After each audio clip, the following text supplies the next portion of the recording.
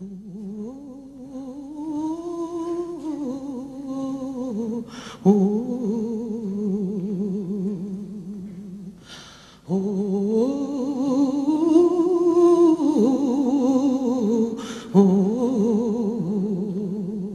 Allemands, et là c'est le 14 juillet, ils sont venus le 11 novembre, les Allemands. Ouais.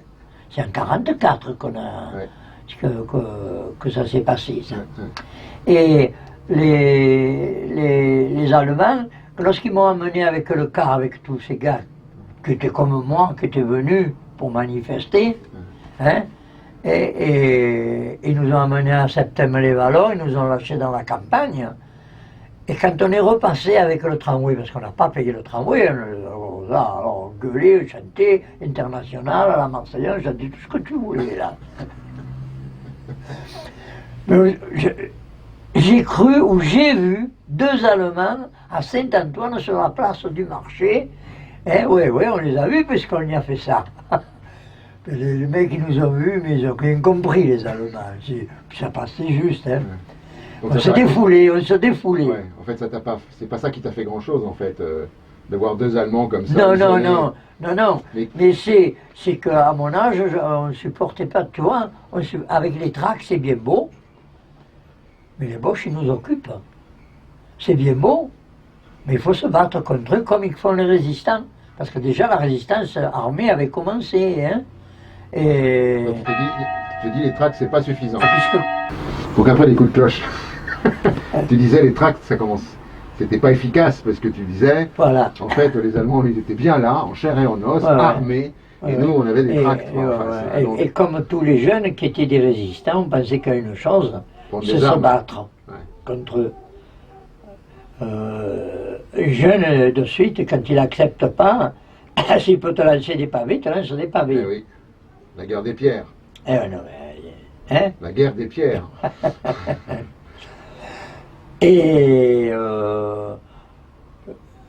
je te raconte que là, on marquait vive les FTP, on savait ce que c'était les FTP, les Francs-Tireurs Partisans. On savait ce que c'était. Vive De Gaulle, on savait ce que c'était De Gaulle. Hein? Parce que ma mère, elle faisait ça, puis de temps en temps, elle prenait des tracts gaullistes et elle les recopiait et elle les faisait. Et quand j'allais à mon patron, je lui donnais pas un tract des communistes, je lui donnais un tract gaulliste. Oh, putain, qu'il était heureux. Qu'il était heureux. J'ai dit, quand il y en a, tu m'emportes. À la plaine, c'était un petit mi-bourgeois, beaucoup de commerçants, tu vois. Hein, voilà. Il y a des amis à toi, proches, qui ont commencé à se faire arrêter ou vous sentiez cette oppression? Moi, il y a des voisins qui se sont fait arrêter. Non, j'ai pas su que des amis, les jeunes à côté de moi, ils se sont pas fait arrêter. Mais quand il y a eu une descente allemande pour les Juifs, une descente française, hein, c'est les Français qui sont venus arrêter les Juifs. Il y a eu M. Benassaïag. Alors ils sont venus, ils ont frappé à la porte de ma mère et elle avait fait les tracts. Hein. Elle avait fait la liste, la chose. Elle a dit, qu'est-ce que c'est? Police! Elle a dit, attendez, je m'habille, hein, attendez. Oui, madame, on attend. Allez. Et ils continuaient à monter les escaliers, ils allaient à chaque porte. Hein. Et ma mère, elle a vite pris la plaque, elle a arraché, elle a mis à chauffer, vite, et hop, elle a foutu tout ça dans le four, les papiers, elle les a cachés, elle les a mis dans mon lit, sous mon matelas. Elle ne savait pas où les mettre. Mais moi, je savais où il fallait les mettre. Après, un jour, j'ai montré à ma mère où il fallait les mettre. Et qu'est-ce qu'ils sont venus chercher, les Juifs, en fait? Alors, ils ont pris ma mère et mon père, ils les ont emmenés à la commissariat. Alors, ma mère, elle a dit, tu t'occupes de tes sœurs, on va revenir. Parce que les policiers, elle allait au commissariat de la Belle de Mai, et ma mère, mon oncle, son frère était à la Belle de Mai. Tu vois. Et alors, elle a duré, elle a réclamé M. Prève, brigadier de police, M. Prève, alors il n'était pas de service, et puis, quand il est arrivé, ils se sont arrangés, ils sont sortis à ma mère, hein. Mais M. Benassaïag et son enfant, ils ne sont pas ressortis, hein. Tu savais déjà qu'il y avait l'antisémitisme des nazis? Ah oui, sur les tracts, c'était marqué, hein.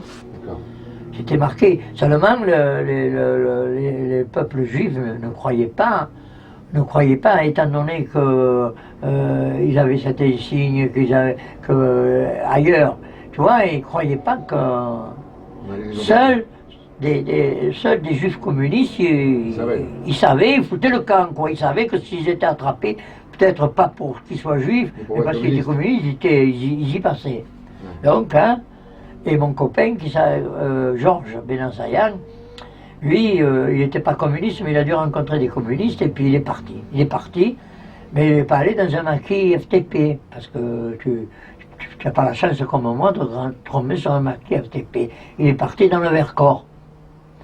Et il a pris un maquis dans le Vercors. Hein. On s'est retrouvés tous les deux après la guerre. Hein. Et vous avez raconté vos aventures. Ouais, bien sûr. Ouais. Il avait le même âge que moi.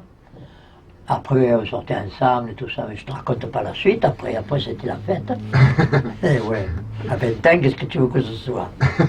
Et quand tu as dit les tracts, les manifs, c'est bien, les tracts, c'est bien, mais les soldats sont toujours dans les rues. Non, mais parce qu'il arrive à un moment donné que, bon, c'est beau les tracts, c'est beau, c'est bien beau, mais il faut se battre contre ces mecs, il faut les faire repartir. Et quand tu as 20 ans, que tu as cette idée, eh bien, tu ne vas pas attendre qu'on te pousse, à la première occasion, tu sautes dessus. Et beaucoup des gars qui sont venus dans le maquis n'étaient pas des gars qui voulaient se battre. Ça, il faut le savoir. Et ils ont été tués sans vouloir se battre. Mais ils sont venus dans le maquis pour ne pas aller en Allemagne travailler. Et quand il est arrivé des gars comme ça, le principal c'était que on était d'accord parce que pas aller travailler pour les Allemands, c'était un acte de résistance. Hein? C'était un acte de résistance, tu comprends? Mais il y en a qui étaient d'accord avec toi et qui voulaient être armés. Mais enfin, moi, dans mon maquis, je n'ai pas vu. Mais mon camarade m'a raconté, mais il y en a qui ne voulaient pas être armés, qui ne voulaient pas se battre. Ils étaient venus pour ne pas aller en Allemagne. Mais pendant ce temps, les résistants qui étaient qu'on appelait des... ça a un nom. Eux, nous, on était des résistants dans l'illégalité, et eux, c'était des légaux. Ils étaient des résistants, des légaux. Et le travail, c'était d'aider les résistants pour le manger, pour savoir où on pouvait avoir du manger, pour logistique, quoi. Hein? La logistique. Ouais.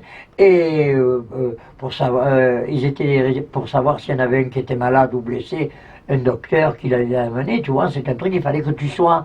Donc moi, à Bayonne, il y avait les résistants, les légaux, et nous, les illégaux. Et les légaux étaient armés, et les légaux n'étaient pas armés. C'est curieux comme appellation. Hein? C'est curieux comme appellation des résistants légaux et illégaux. Mais légaux, ça voulait dire dans la légalité. Ah oui, parce que... Et nous, on était dans l'illégalité, tu comprends? Ooh.